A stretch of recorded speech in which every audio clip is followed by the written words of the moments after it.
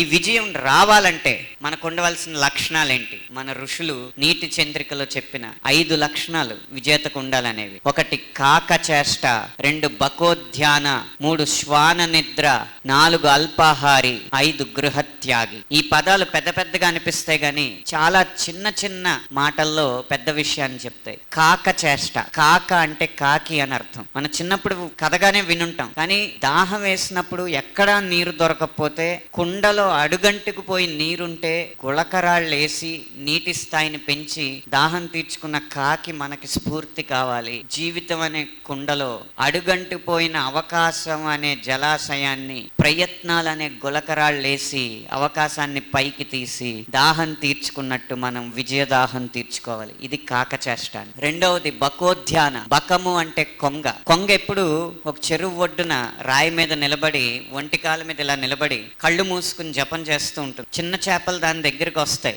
పట్టుకోదు. అయితే ఇక్కడ భద్రంగానే ఉంది, ఇది మనల్ని ఏం చేయదు అనుకుని ఇంకొంచెం పెద్ద చేపలు వస్తాయి, పట్టుకోదు. సరైన సొరచేప వస్తుంది. అప్పుడు కళ్ళు తెరిచిందా ముక్కుతో పట్టుకుందా, ఎప్పుడు తెరిచింది ఎప్పుడు పట్టుకుంది అని కూడా ఆలోచించడానికి సమయం లేకుండా ఆ చేపను ఎగరేసుకుపోతుంది. ఇక్కడ ఏంటంటే చిన్న చేపలు అనేవి మనకి డిగ్రీ అవగానే వచ్చే చిన్న చిన్న ఉద్యోగ అవకాశాలు, బీపీఓలు, కాల్ సెంటర్లు, ఇలాంటి చిన్న చిన్న అవకాశాలు. వాటిని పట్టుకుని వాటితో సంతృప్తి చెందితే మన ఆకలి దాంతోనే తీరిపోతుంది అనుకుంటే సరే. కానీ మనం ఉద్యోగం తీసుకునే స్థాయి నుంచి ఉద్యోగం ఇచ్చే స్థాయికి వెళ్ళాలంటే మనలో ఆ పెట్టుబడి పెట్టాలి అన్న పట్టుదల కలగాలి. అప్పుడు సొరచేప లాంటి కంపెనీకి మనం యజమానులు అవుతాం. కొంగ దగ్గర నుంచి సొరచేపను పట్టుకోవడం నేర్చుకోవాలి. జీవితంలోంచి పెద్ద స్థాయిలో మన కెరీర్ని నిర్మించుకోవడం నేర్చుకోవాలి. మూడవది శ్వాన నిద్ర.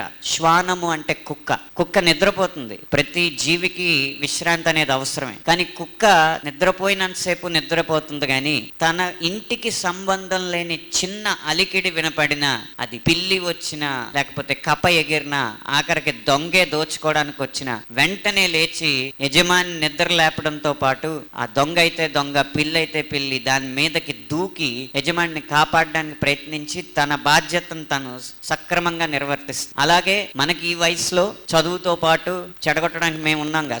సినిమా వాళ్ళు ఏదో పాట హిట్ అవుద్ది, ఆ పాటని పెట్టుకుని అందులో ఉన్న నాయిక రూపంలో మనల్ని ఊహించుకుని, నాయకుడు రూపంలో మనం ఇష్టపడ్డ వాడిని ఊహించుకుని హాయిగా కాలం గడిపేస్తూ ఉంటాం. ఈ లోపు ఎక్స్టర్నల్స్ అయిపోతూ ఉంటాయి. ఇలా కొన్ని విశ్రాంతి తీసుకోవడానికి వినోదాలు వచ్చినా కూడా, వాటిలో మనం విహరిస్తున్నా కూడా మన కెరీర్ పట్ల మనం అప్రమత్తంగా ఉండాలి. ప్రమాదాల రూపంలో, సవాళ్ల రూపంలో మనకు ఎదురయ్యే ఎక్స్టర్నల్స్ లాంటివి, ఎగ్జామ్స్ లాంటివి వచ్చినప్పుడు అప్రమత్తతో ఉండి మనం అనుకున్నది మనం సాధించాలి. తర్వాతది అల్పాహారి.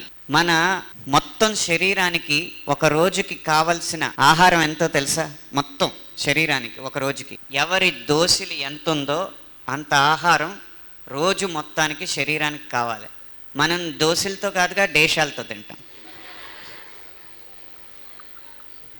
కడుపు నిండేదాకా తినాలి కానీ పీకలు నిండేదాకా తినకూడదు. దానివల్ల ఏమవుతుందంటే మన శక్తి మొత్తం మన తిన్నదాన్ని అరిగించుకోవడానికే ఉపయోగపడుతుంది. అరిగింది కూడా కొవ్వు రూపంలో మన శరీరంలోనే నిక్షిప్తమయ్యి తర్వాత రక్తనాళాలు అడ్డుపడి గుండె నొప్పి దారితీస్తుంది తప్పితే మనం ఎంత తింటే అంత త్వరగా పోతాం, సరిగ్గా చెప్పాలంటే. కాబట్టి కడుపు నిండేదాకే తిని మనకి బద్ధకం రాకుండా, నిద్ర రాకుండా మన ప్రయత్నంలో మనం ఉత్సాహంగా ఉండేలా ప్రయత్నించమన్నారు. ఇక ఆఖరిది గృహత్యాగి. గృహము అంటే ఇల్లు అని మనందరికీ తెలుసు. గృహము అంటే అసలైన అర్థం ఏంటంటే సౌకర్యం. మనం ఎక్కడైతే సౌకర్యంగా ఉంటామో అక్కడ మనం అలసత్వం ప్రదర్శిస్తూ ఉంటాం. మన ఇంట్లో మన తమ్ముడో మన అన్నయ్యో మనకి ఎక్కడికైనా వెళ్ళి ఏదైనా తెచ్చి పెట్టడానికి ఉంటారు. మన అమ్మ నాన్న అన్నం వండి పెట్టడానికి, వడ్డించడానికి ఉంటారు. మన అవ్వ తలకు నూనె పెట్టడానికి, మన తాత మన బట్టలు ఆరేయడానికి, ఇలా అందరూ మనకు ఉపయోగపడుతుంటే మనం హాయిగా ఇంట్లో నిద్రిస్తూ ఉంటాం,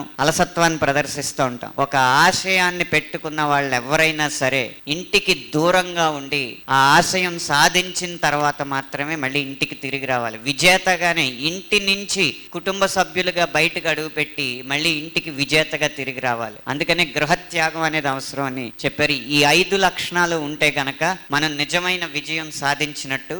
ఈ లక్షణాలు మన మహర్షులు చెప్పిన ఈ లక్షణాలు మీరందరూ కూడా అలవర్చుకుంటారని నేను ఆశిస్తున్నాను.